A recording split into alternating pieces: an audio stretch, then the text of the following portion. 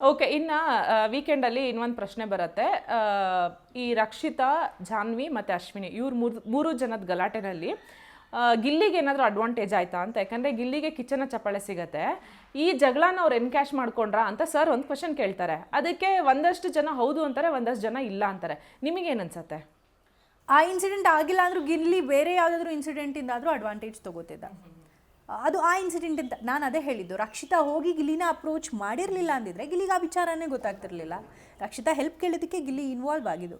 ನಮ್ಮ ಹತ್ರ ಬಂದಿದ್ದರೆ ನಮಗೂ ಆ ವಿಚಾರ ಗೊತ್ತಿರ್ತಿತ್ತು, ಇಡೀ ಮನೆ ಸ್ಟ್ಯಾಂಡ್ ತೊಗೋತಿತ್ತು. ಗಿಲ್ಲಿ ಒಂದು ಟೀಮಪ್ ಆದಾಗ ಮೋರ್ ಓವರ್ ಏನಾಗುತ್ತೆ ಗೊತ್ತಾ ತೇಜು, ಗಿಲ್ಲಿ ಯಾವ ಮಾತನ್ನು ಸೀರಿಯಸ್ ಆಗಿ ತೊಗೋಬೇಕು, ಯಾವ ಮಾತು ಕಾಮಿಡಿ ಅಂತ ಇನ್ನೂ ಜನಕ್ಕೆ ಅರ್ಥನೇ ಆಗಲಿಲ್ಲ. ಜನಕ್ಕೆ ಅರ್ಥ ಆಗಿಲ್ಲ ಅಂದಮೇಲೆ ಆ ಮನೇಲಿರೋ ಕಂಡೀಷನ್ ಯೋಚನೆ ಮಾಡಿ. ಯಾಕಂದರೆ ಗಿಲ್ಲಿನೂ ಮಧ್ಯರಾತ್ರಿ ತನಕ ತರಲೆ ಮಾಡೋ ಮನುಷ್ಯನೇ.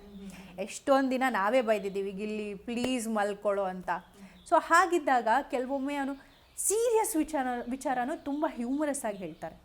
ಸೊ ಹಾಗಾಗಿ ಕೆಲವೊಮ್ಮೆ ಯಾವುದು ಗಿಲ್ಲಿ ಹೇಳ್ತಿರೋ ನಿಜ, ಯಾವುದು ಗಿಲ್ಲಿ ಕುಕ್ ಮಾಡ್ತಿರೋ ಸ್ಟೋರಿ ಅಂತಲೇ ಗೊತ್ತಾಗಲ್ಲ. ಅಡ್ವಾಂಟೇಜ್ ಆಗಿದ್ರಲ್ಲಿ ತಪ್ಪೇನೂ ಇಲ್ಲ ಅಲ್ವಾ. ಆ ಮನೆಯಲ್ಲಿ ಏನೇ ಮಾಡಿದ್ರು ನಮಗೆ ಅಡ್ವಾಂಟೇಜ್ ಆದರೆ ಅದು ಪ್ಲಸ್ ಪಾಯಿಂಟ್.